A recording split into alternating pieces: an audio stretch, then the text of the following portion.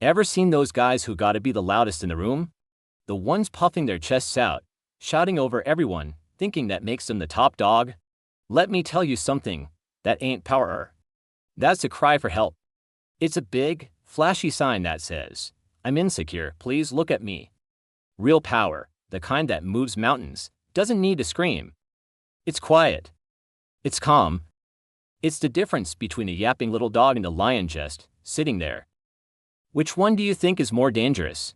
See, when I was coming up, I saw all kinds of so-called tough guys. They'd get in your face, make a lot of noise, maybe throw a punch. But the guys who were really running things, the ones with genuine respect and control, they were the calmest dudes in the room. They didn't need to prove anything. Their presence did all the talking.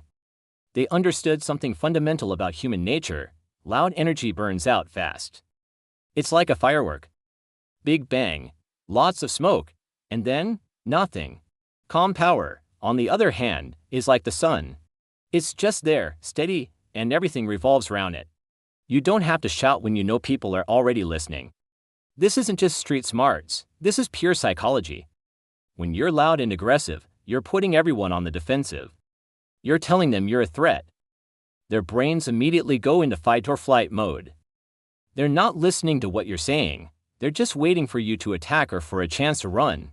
But when you're calm, collected, and you speak with a measured tone, you invite them in. You become a puzzle they want to solve, not a problem they need to escape. Their brains relax. They become more open to what you have to say.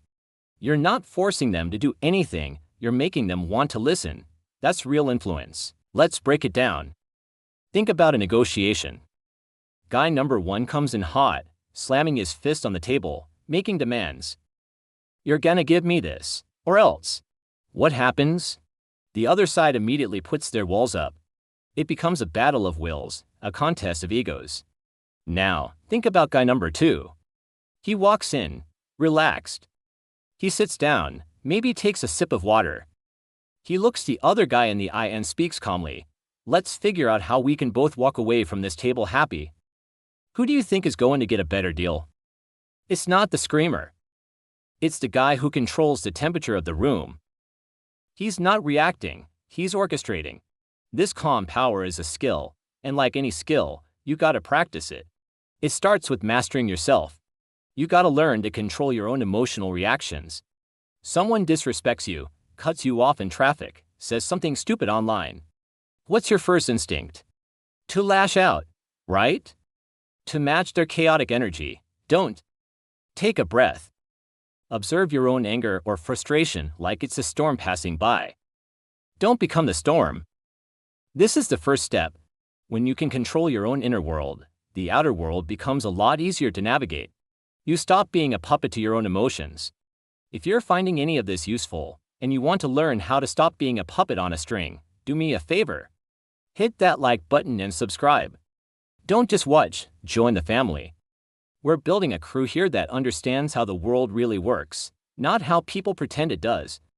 Drop a comment and let me know the loudest person you know. I want to hear these stories. Alright, back to business. Let's talk about body language. The loud guy? He's all over the place. Big, jerky movements. Fidgeting. Taking up space in an aggressive way. He's broadcasting his anxiety to the whole world. The calm power guy is the opposite.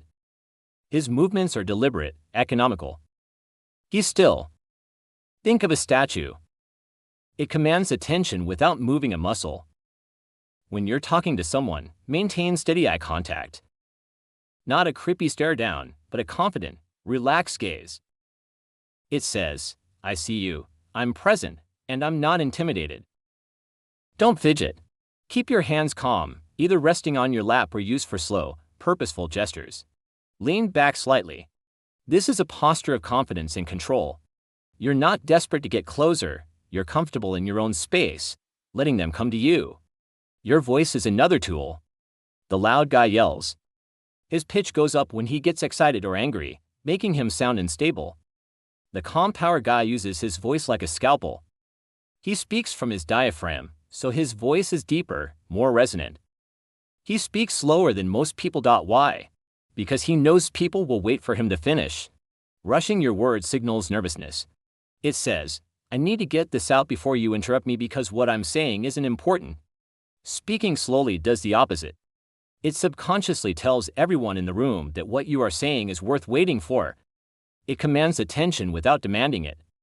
And learn the power of the pause. A well-timed silence can be louder than any shout. It draws people in, makes them hang on your next word. It gives you time to think and them time to feel the weight of what you just said.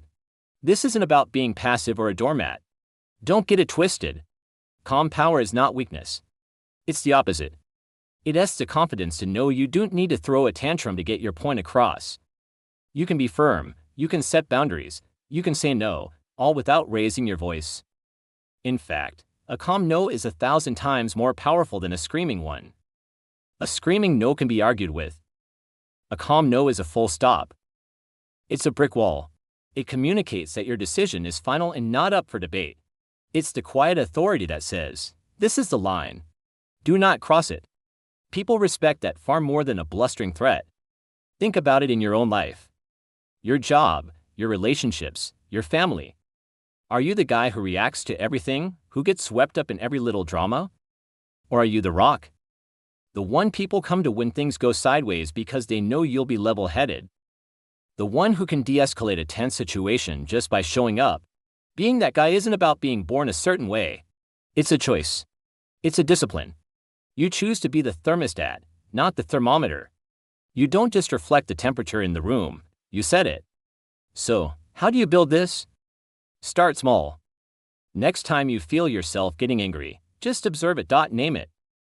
Okay, I'm feeling angry right now. That simple act of naming it creates a little space between you and the emotion.